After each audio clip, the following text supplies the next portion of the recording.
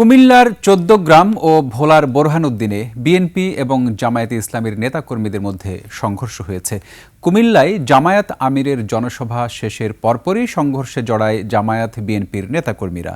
এ সময় আহত হয় উভয় পক্ষের অন্তত ৭ জন, আর ভোলার সংঘাতে আহত হন ৭ জন।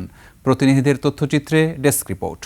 লিলি বিউটি সোপ, যার অ্যান্টি এজিং গুণ তারুণ্য ধরে রেখে ত্বকে করে উজ্জ্বল। তারুণ্যময় উজ্জ্বল ত্বকের জন্য রিমার্ক।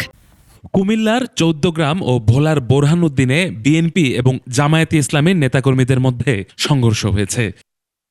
কুমিল্লার ১৪ গ্রামে জামায়াতের আমির ডাক্তার শফিকুর রহমানের জনসভা শেষে সংঘর্ষে জড়ায় বিএনপি ও জামায়াতের নেতাকর্মীরা।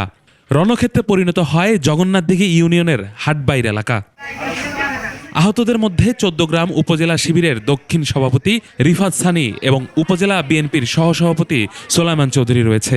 সে সময় কয়েকটি গাড়ি ভাঙচুর করা হয়। আহতদের উদ্ধার করে উপজেলা স্বাস্থ্য কমপ্লেক্সে ভর্তি করা হয়েছে।